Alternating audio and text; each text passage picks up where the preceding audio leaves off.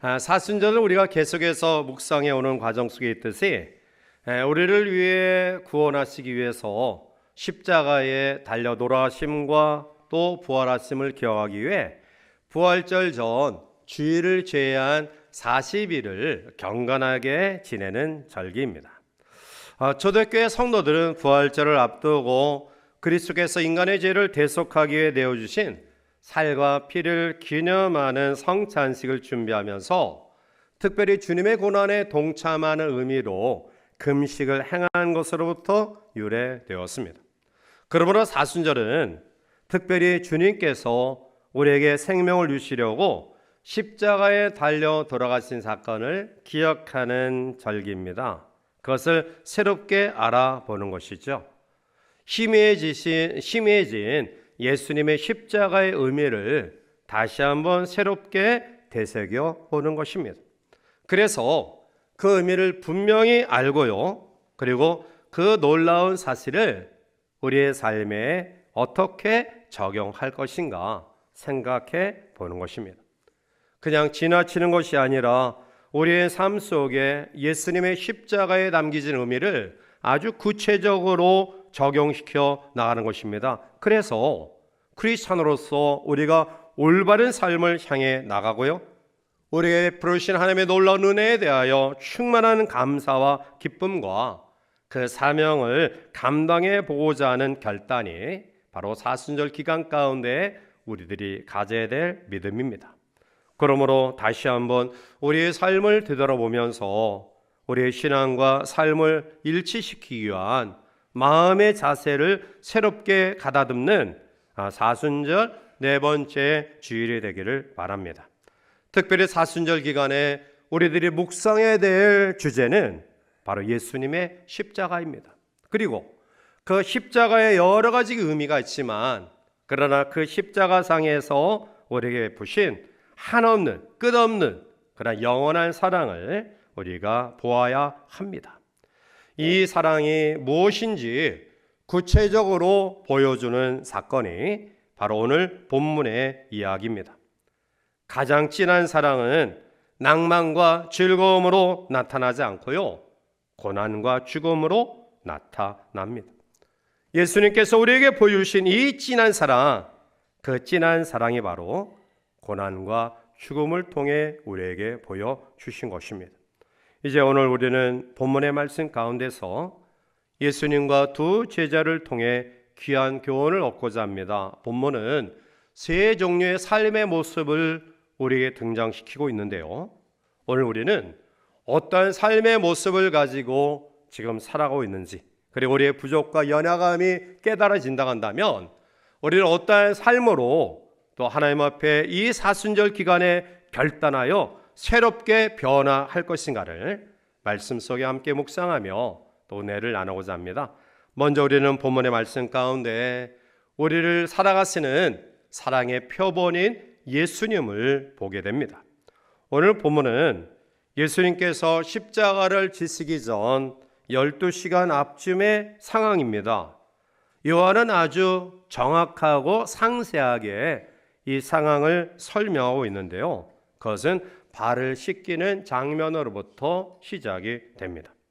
통상 유대인의 관습은 발을 씻기는 일은 그 집에 방문하는 귀한 손님을 그 집에서 가장 하층 계급의 종이나 노예나 하인이나 이러한 사람들이 손님의 발을 씻는 것이 관례인데요, 자, 따라서 제자들 가운데 누구든지 만찬을 앞두고 서로 다투어서 예수님의 발을 씻겠다라는 다짐과 결심을 가지고 앞장서야 될 텐데요, 그런데 제자들은 서로 미루고 있습니다. 주님의 발을 씻어 드리려고 행동에 옮기는 사람이 단 한 사람도 없습니다. 오히려 제자들은 누가 더 크냐, 서로 권력연에 눈이 어두워서 그 문제로 다투기 바빴습니다. 어쩌면 제자들 마음속에는 나는 이러한 천한 일을 하기에 적합하지 않아 라는 생각을 가지고 있을지도 모르겠습니다. 더욱이 만찬 도중에 제자 가운데 한 사람인 가룟 유다는 예수님을 팔기 위해 그 자리를 박차고 나가버립니다. 얼마 후에 가룟 유다가 로마 군병을 데리고 와 예수님을 잡으러 올 것이라는 사실을 예수님은 알고 계셨습니다. 여러분, 주님이 어떤 마음을 가지고 계셨을까요? 서로 높아지려는 마음을 가진 제자들, 끊임없이 애정을 가지고 3년 동안 교육하고 양육했는데도요, 전혀 스승 되시는 주님의 생각과 다른 권력욕에 얽매인 제자들, 심지어 스승 예수 그리스도를 팔고자 자리를 박차고 나갔던 제자들을 생각하며 그들을 바라보며 주님은 어떤 마음을 가지고 계셨을까요? 아마 괘씸하고 미운 마음이 가득하지 않았을까요? 그런데 본문은 이렇게 이야기하고 있습니다. 본문 1절에 유월절 전에 예수께서 자기가 세상을 떠나 아버지께로 돌아가실 때가 이른 줄 아시고 세상에 있는 자기의 사람들을 사랑하시되 끝까지 사랑하시니라. 아멘. 끝까지 사랑하시니라. 여러분, 이러한 상황에서 사랑할 수 있는 사람이 과연 누가 있을까요? 사랑받을 만한 조건이 있었기 때문에 사랑한 것 아닙니다. 제자들이 예수님께로부터 충분히 사랑받을 만한 행동을 했기 때문에 스승 되신 예수님이 그들을 사랑한 것 아닙니다. 사랑할 만한 여건이 이루어지지도 않았습니다. 그런데 주님은 그들을 사랑하시되 끝까지 사랑하신다라고 말씀합니다. 베드로를 보십시오. 그는 3년 동안 예수님을 뒤쫓아 다녔고요, 그리고 자타가 예수님의 수제자로 부를 만큼 인정받는 사람이었습니다. 예수님이 얼마나 그를 믿었습니까? 그를 신뢰했습니까? 기대했습니까? 그런데 그는 자기의 생명이 위북한 순간에 3번씩이나 계집아이 앞에서 예수님을 배신합니다. 그럼에도 불구하고 예수님은 어떻게 하셨습니까? 요한복음 21장 17절에 세 번째 이르시되 요한의 아들 시몬아 내가 나를 사랑하느냐 하시니 주께서 세 번째 내가 나를 사랑하느냐 하심으로 베드로가 근심하여 이르되 주님 모든 것을 아시오매 내가 주님을 사랑하는 줄 주님께서 아시나이다. 예수님께서 어떻게 말씀하셨습니까?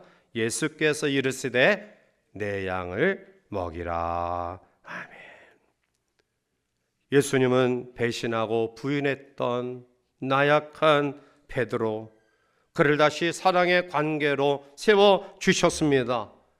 주님의 귀한 사명을 감당하는 제자의 자리로 그를 다시 일으켜 세우셨습니다.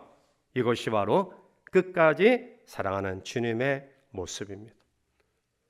오늘 우리 역시 그러한 모습을 가지고 있지 않습니까? 우리도 때로는 믿음의 병이 들어서 넘어질 때 있고요, 어떤 때는 삶이 너무나 지치고 힘들어서 주님이 기뻐하지 않는 자리에 서 있을 때도 있습니다. 그런데 여러분 분명히 기억하셔야 됩니다. 그럼에도 불구하고 주님은 여전히 나를 향해 말씀합니다. 나를 끝까지 사랑한다고요. 남이 모르는 골방에서 나 혼자 슬픔을 사귀고요, 한숨 쉬며 고통스러워할 때 그래도 주님은 그때도 우리에게 말씀합니다. 내가 너를 끝까지 사랑하신다라고요. 나이가 들어 머리가 하얗게 새고요, 힘은 빠지고요, 그렇게 따르던 사람들이 한둘 나의 곁을 떠나 혼자 빈방지키며 자식들 눈치 봐가는 그러한 노년의 삶의 현장 가운데서도 주님은 말씀하십니다. 내가 너를 끝까지 사랑한다라고요. 우리 가운데 남편을 먼저 잃어 아파하는 분 계십니까? 사랑하는 아내를 먼저 잃어버린 분 계십니까? 자식을 먼저 보내 아픔을 경험하고 있는 분 계십니까? 아니면 사랑하던 사람에게 버림받았습니까? 이러한 일을 통해 마음 들 곳 없는 상황 가운데 있는 우리에게도 주님은 여전히 오셔서 말씀하십니다. 나는 끝까지 너를 사랑한단다. 이 음성을 듣는 우리 모두가 되시기를 바랍니다. 예수님은 우리가 부유할 때만 사랑하신다라고 말씀하지 않습니다. 날마다 생계를 걱정하는 쪼들리는 우리의 삶의 현장 속에, 그래서 얼굴에 웃음기와 기쁨이 사라져버린 삭막한 상황 가운데 허덕일 때에도 주님은 여전히 우리에게 말씀합니다. 그래도 난 너를 끝까지 사랑해. 사랑하는 성도 여러분, 우리가 믿음 생활에 나가면서 때로는 내가 도저히 받아들일 수 없는, 이해할 수 없는 일을 당하기도 합니다. 내가 하나님 앞에 기도하고요, 말씀 보고요, 그리고 하나님 앞에 바르게 살고자 몸부림쳤는데도 왜 하나님 나에게 이러한 일이 일어납니까? 왜 우리의 가정에 이러한 아픔과 힘듦이 주어집니까?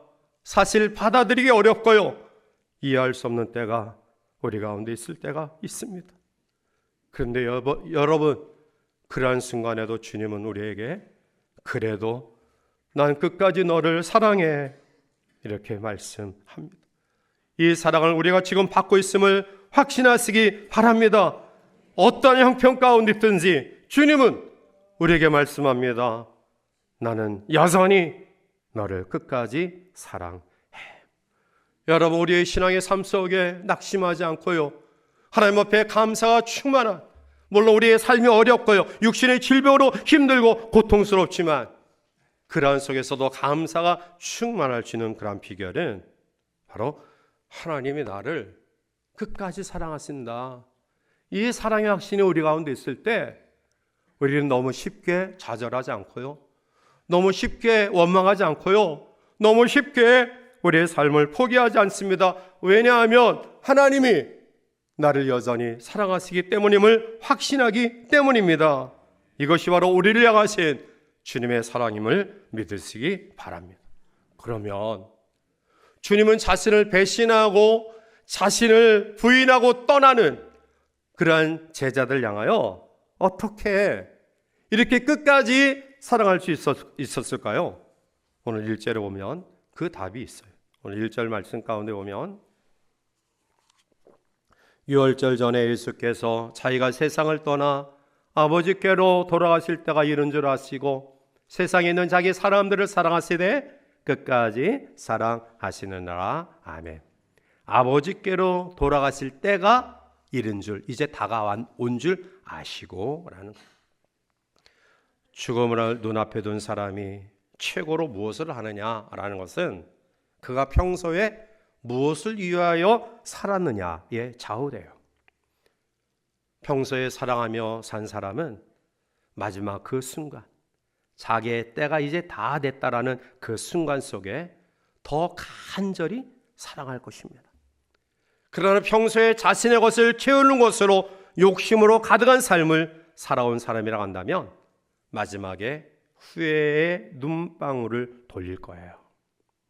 따라서 오늘 주님이 자신을 배신하고 자신을 부인하고 그리고 자기를 이제 팔아넘기기 위해 떠나버린 제자들 향하여 끝까지 사랑한다라는 마음을 가질 수 있었던 이유는 이제는 그 사랑도 내가 행할 수 있는 시간이 얼마 남지 않았다라는 것을 알았기 때문에 그래요.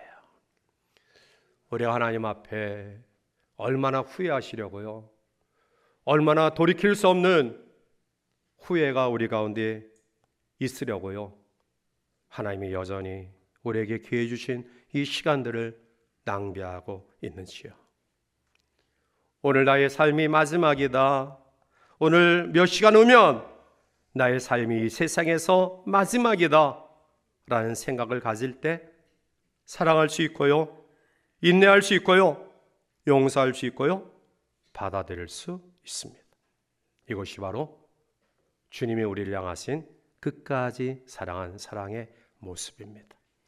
두 번째로 오늘 본문에서 우리에게 나타나는 두 번째 유형의 사람은 난 사랑을 받지도 않고 주지도 않겠다라는 베드로 같은 사람이에요.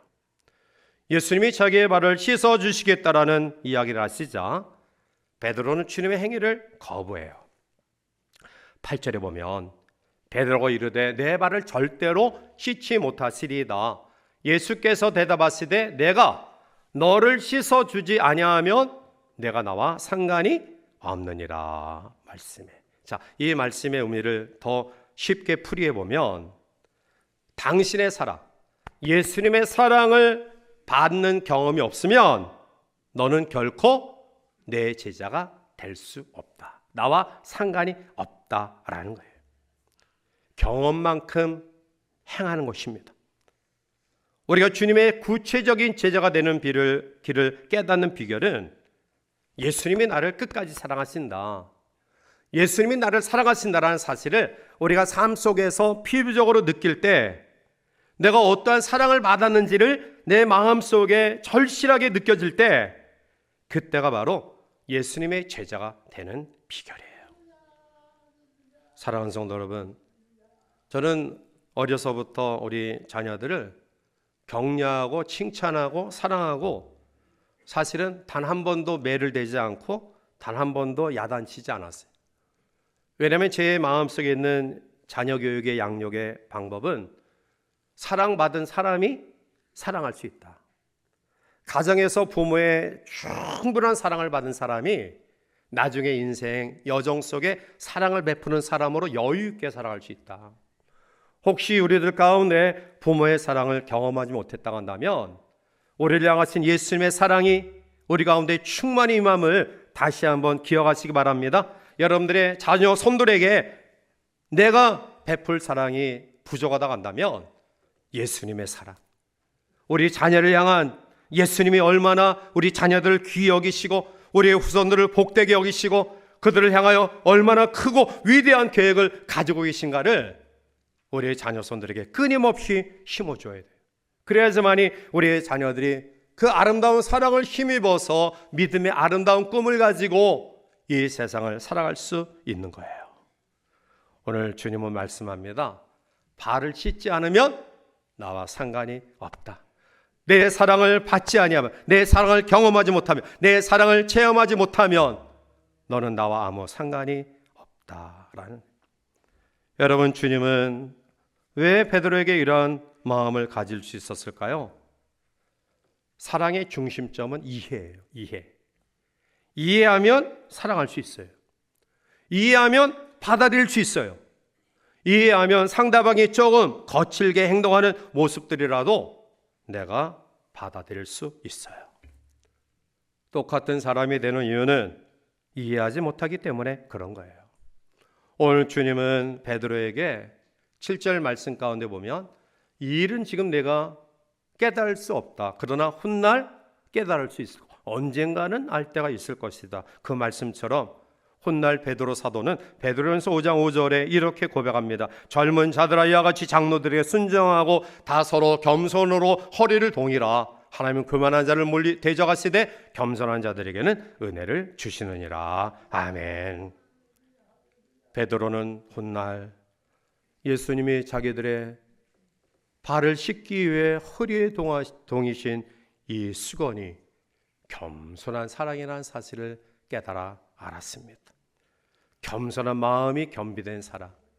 우리가 우월감을 가지고요, 마치 그 자세로 다른 사람을 내려다보며 베풀듯이 선심듯이 하는 그런 사랑은 진정한 사랑이 아니에요. 오히려 그것은 상대방에게 고통과 위압감을 줍니다. 겸손이 없는 사랑은 자기도 피곤하고요, 남도 피곤하게 만듭니다. 그것은 끝까지 사랑하는 사랑일 수가 없어요. 베드로는 어떤 사람들은 이익만을 누릴 수 있는 사람으로 태어났다. 어떤 사람은 어떤 의무만을 가지고 이 세상에 태어났다라는 불평등한 사회를 굳게 착각하고 믿고 있었어요. 그래서 그는 예수님의 발을 씻는 일에 선뜻 나서지 못했어요. 나 같은 사람이 천한 계층의 하인들이 행하는 발을 씻는 행위는 할 수 없어. 그것은 내가 할 수 없는 일이야. 바로 그것이 베드로의 마음이에요. 그런데 베드로를 향해 주님은 이렇게 말씀하셔요. 8절에 베드로가 이르되 내 발을 절대로 씻지 못하시리다. 예수께서 대답하시되 내가 너를 씻어주지 아니하면 내가 나와 상관이 없다. 베드로를 이해하고요, 그리고 그에게 겸손한 마음으로 스승이신 선생님이신 감히 생각할 수 없는 그 위치에 계신 분이 제자의 발을 씻기시는, 겸손하게 허리를 동이고 제자의 발을 씻기신 주님의 이 귀한 은혜가 베드로는 당시에는 깨닫지 못했지만 훗날 그것을 깨닫게 됩니다. 아무튼 오늘 본문은 주지도 않겠다, 받지도 않겠다 라는 지극히 계산적인 합리적인 생각의 유형의 사람들을 보게 돼요. 마지막 세 번째로는 사랑을 배신한 가룟 유다 같은 사람이에요. 혹자는 가룟 유다에 대하여 일말의 동정을 가지는 그런 사람도 있어요.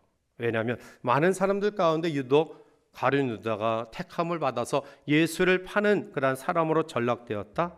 그런데 우리는 꼭 기억해야 합니다. 본문 2절 말씀 가운데 오면 마귀가 벌써 시몬의 아들 가룟 유다의 마음에 예수를 팔려는 생각을 넣었더라 라고 말해. 자, 마귀가 그러한 생각을 유다에게 심어주었지만 그러나 스승을 팔아 넘기려는 그 생각이 자라서 열매를 맺는 그 토양은 바로 유다 자신이 선택한 토양이에요. 우리가 살아가면서 하나님은 좋은 마음, 또 그렇지 않은 마음, 여러 가지 기로에 서는 그런 환경을 허락했을 때가 있어요.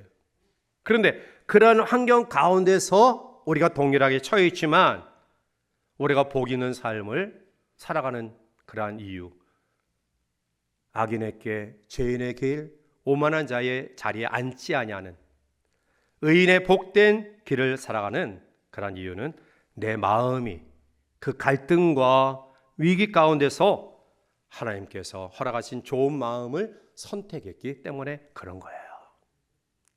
그런데 거기에 잘못된 생각, 잘못된 마음, 잘못된 판단 속에 그 일을 생활에 옮기는 사람들이 있어요. 그것은 철저하게 그 사람들의 책임이다. 마찬가지죠. 오늘 가룟 유다는 물론 생각을 가지게 했어요. 이것은 다른 제자들도 마찬가지예요. 왜냐하면 예수님의 모든 제자들은 예수님에게 어떠한 기대를 가졌습니까? 로마 정권으로부터 이스라엘 민족을 해방시킬 육신의 메시아로 생각했습니다. 다 그러한 생각을 가졌습니다. 그러나 그 생각에 자기들의 기대에 어긋나자 스승이신 예수님을 팔아 넘기기로 결단한 사람은 가룟 유다 한 사람뿐이라는 거예요. 가룟 유다는 철저하게 두 가지 암 속에 현실적인 암만을 생각하고 판단한 사람이에요. 그러나 예수님은 제자들을 끝까지 용서하고 사랑할 수 있었던 이유는 현실의 암보다 섭리적인 알미 예수님에게 있었기 때문에 그런 거예요.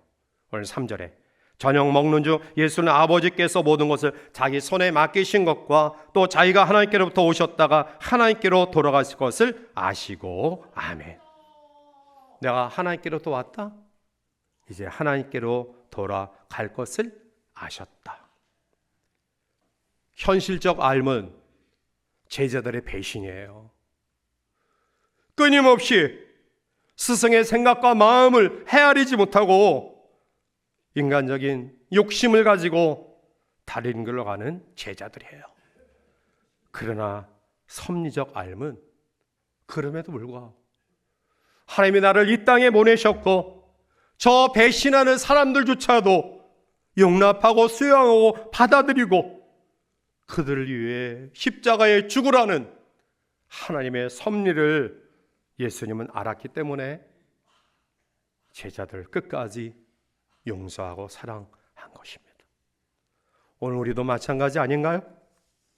왜 쉽게 절망하고, 왜 쉽게 낭망하고, 왜 쉽게 원망하고, 왜 쉽게 포기합니까?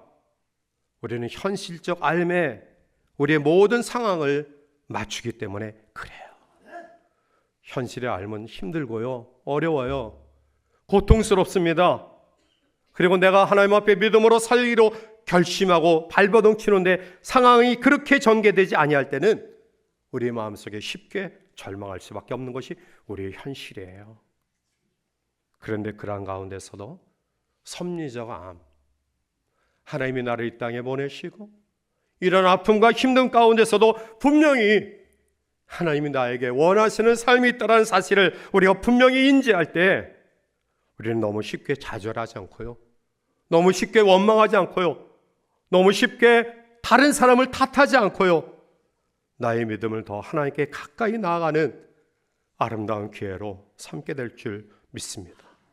이것이 바로 주님이 우리에게 사순절 기간에 원하시는 삶입니다. 이제 말씀을 맺습니다. 십자가는 사랑의 표시예요. 오늘 사순절 네 번째 주일을 맞이하면서 우리는 어떤 종류의 삶을 살아가고 있습니까? 철저하게 배신하고 반역하고 부인하는 가룟 유다의 삶입니까? 아니면 합리적인 생각이라고 철저하게 계산적인 베드로 같은 삶을 살아가고 있습니까? 우리의 부족함과 연함들이 말씀 속에 깨달아진다고 한다면 하나님 앞에 이 한 주간 주님 닮아가기를 원합니다. 주님이 나를 대하신 그 사랑을 우리의 삶에 실천하기를 원합니다. 이런 마음을 가지고요, 많이 힘들고 어렵지만 하나님이 우리를 사랑하시고요, 우리의 삶을 바라보시고요, 우리의 삶을 인도하시고요, 우리의 삶을 마지막까지 승리케 하시는 하나님의 섭리의 아름다운 은혜를 다시 한번 마음속 깊이 우리 간직하고 이 한 주간 주님 닮아가는 복된 삶이 되시기를 주님의 이름으로 간절히 축원해 드립니다.